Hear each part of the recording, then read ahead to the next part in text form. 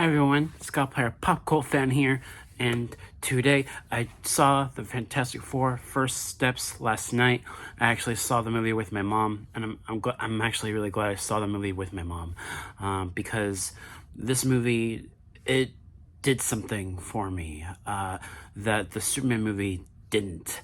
I mean, personally, I love both these films. Like, the Superman movie I thought was really good for what it was. I thought it was really well produced, well acted in every way, and I feel the same way about this one as well. But at the same time, there's moments in this movie where I legitimately teared up, and I didn't get that way with the Superman film. I think everyone across the board, all of the acting is so well realized. You really care about these characters that you're following. Vanessa Kirby as Sue Storm, Pedro Pascal as Rita Richards, uh, Joseph Quinn as Johnny Storm, and Ibn Bachrach as Ben Grimm, the Thing. Everyone in this movie gives their A game, and I definitely think that my favorite character out of the four is actually Vanessa Kirby's Sue Storm. She's like the most emotionally smart person in the group. She feels like the mom of the group, like the leader of the group, more so than Reed Richards. And granted, though, Pedro Pascal as Reed Richards, I wasn't sure what to expect with his performance, but I thought he actually did a really great performance as Reed Richards. I really did buy him as this really smart person, but in a way that he's a very calculating kind of intelligent person, if you know what I mean. And I thought he did a really great job portraying this kind of character that's kind of cold and calculated in a way, but at the same time, you do get emotion out of him at certain points in this film. And wow, the by the end of the film, when I'm not going to spoil it, but I legitimately teared up. Wow, because it brought me back to something that I've been through when I lost my dad. It brought me back to that day when I lost my dad, and it really hit me. I'm not gonna spoil it. I'm not gonna spoil what happens, but it really hit me emotionally. Like, it was like an emotional gut punch. But it was a very powerful moment too. And there's some really great moments throughout this entire film. Like, some of the action sequences, like especially there's this one sequence in space that very much, like, the director Matt Shakman definitely took influence from 2001: A Space Odyssey for certain moments in this film, and I really felt that, especially in that one space sequence, which also involved the Silver Surfer, and I thought that was really well done too. Granted, there are moments in this movie where maybe some of the CGI doesn't look that great, but also just the overall look and tone of this film, kind of having this retro 1960s, like, but also at the same time futuristic looking New York City. Just the overall vibe of that makes it feel so distinct with its style, which I love. I love that. This kind of 1960s kind of feel that you have watching this movie just makes it so different compared to everything else you've seen as of, within the past several years. Or you've had the MCU, even DC. Like, this movie just feels so distinct with its style as a result of that, and it actually kind of made me think of The Incredibles. Like, there are some comparisons that you can make with this movie and The Incredibles. I definitely saw, like, comparisons in a good way, in a very good way. And the composer Michael Giacchino, who did work on The Incredibles, by the way, also did this movie. And Michael Giacchino's score in this movie is one of my more favorite scores that we've had in the MCU in a while. I thought it was that good of a score for this movie. So yeah, really great music.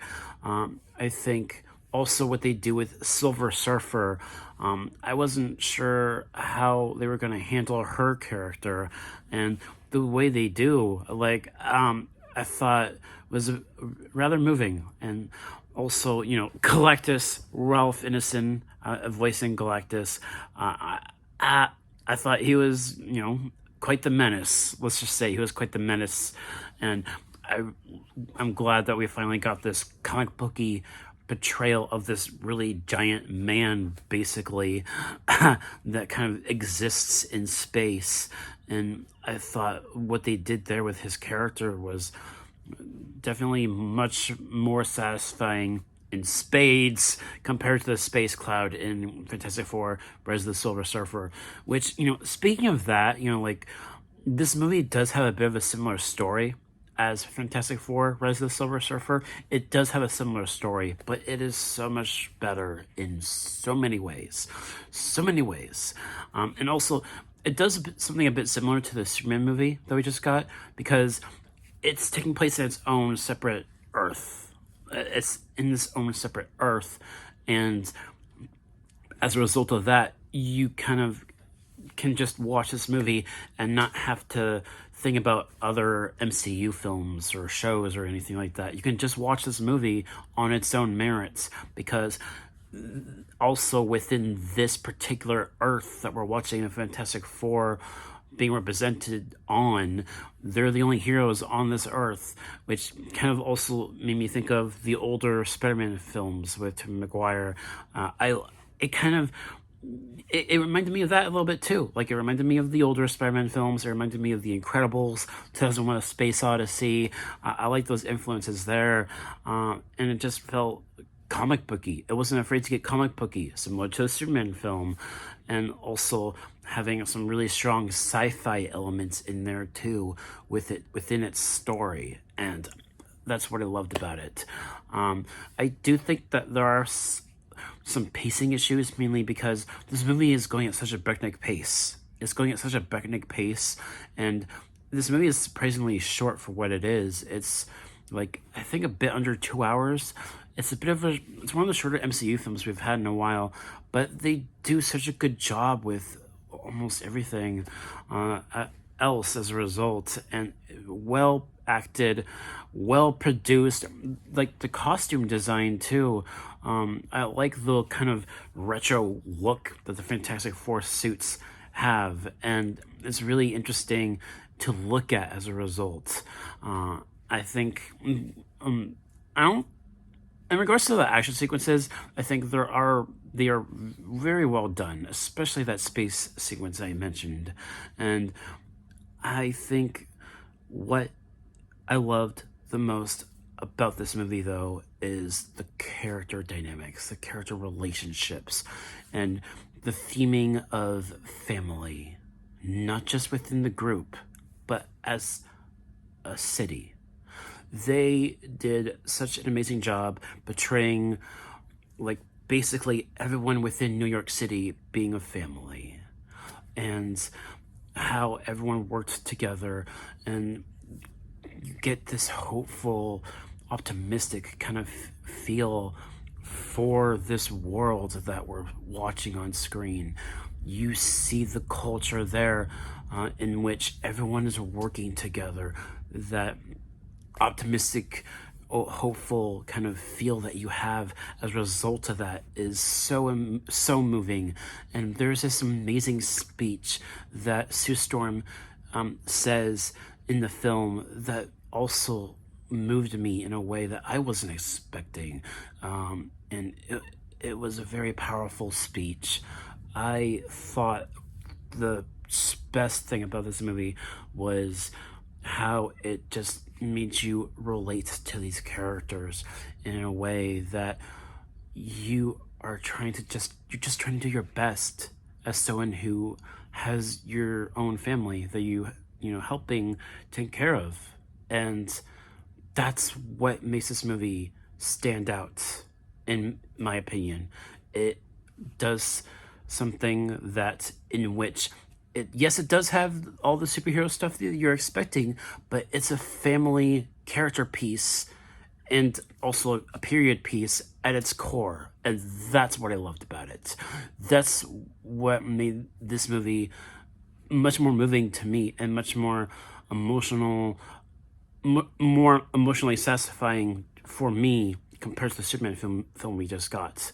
It was amazing. I loved this film. I only have a few flaws, like I said, just the pacing issues, just because the movie moving at such a breakneck pace, and also like some CGI not being quite fully polished. But other than that, though, I love this movie.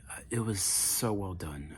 I cannot believe how much I loved this film, and I can't wait to watch it again. So, if I had to give this a grade, definitely an A. Like, I thought this was that good. I liked it even more than the Superman movie. So, yeah, that's my review of the Fantastic Four First Steps. Definitely worth watching on the big screen.